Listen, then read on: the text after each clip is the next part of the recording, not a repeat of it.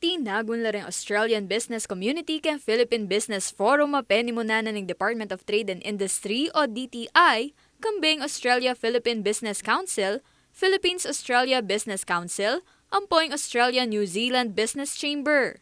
Mera pati ni kasabihan ng pamagbisita ng President Ferdinand Marcos Jr. king Association of Southeast Asian Nations o ASEAN-Australia Special Summit king Melbourne inya March 4 hanggang March 6. Agpangkang Marcos Jr. king kayang arrival statement, mekapanuli lang 86 billion peso sa investment kapamilitanan ng Memorandum of Understanding o MOU, ampong Letter of Intent o LOI iba't ka ring Australian business leaders ang nasa mag-invest keti bangsa. We secured 12 business agreements in the total sum of $1.53 billion worth of investments covering diverse sectors such as renewable energy, clean technology, and recycling solutions, housing, IT BPM, infrastructure, medical devices, and digital health services. Their strong interest is an indication that we are on the right track to position ourselves as a hub for smart and sustainably driven manufacturing and services.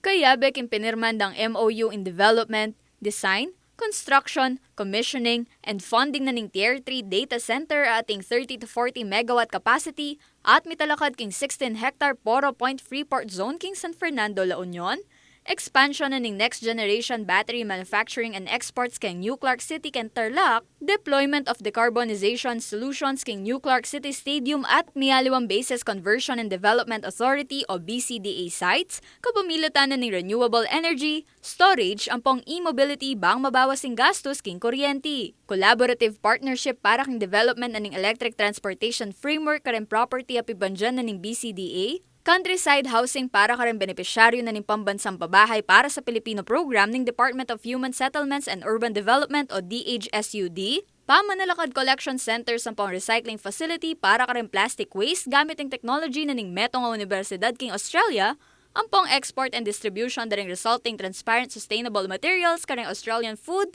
and beverage companies. Manufacturing and distribution na rin portable, affordable, and accessible automated external defibrillator solutions, at partnership na ning National Development Company o NDC, king metong Australian firm para king transfer na ning karelang waste to energy technology king bangsa, bang may palitan niyang green fuel ing kakatamong bio-waste. Kabang kayabe naman ka rin pinirman ng LOI ing biomass-fueled power plant, ating 40 megawatt base load ang makasawp king pamamayang mura, ligtas, carbon dioxide neutral, ampong sustainable green base load energy king bangsa, ang popayng development na ng digital health services gamiting artificial intelligence, ampong machine learning, para king healthcare availability karang sakit at tuberculosis, ampong mayaliwang respiratory illnesses. Agpangking DTI, maragula ka nung SAUP den business agreement ampong investment areni, king matibang relasyon da rin aduang bangsa, ampong king pamagpasikan king kakatamong ekonomiya.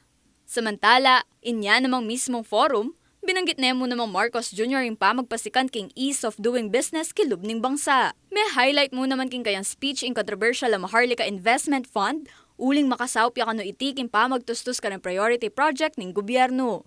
Makanyan mo rin kang commitment na ng Pilipinas, dikal ka rin reforma ang makasawp bang maging yung investment destination ing mabilog a bangsa.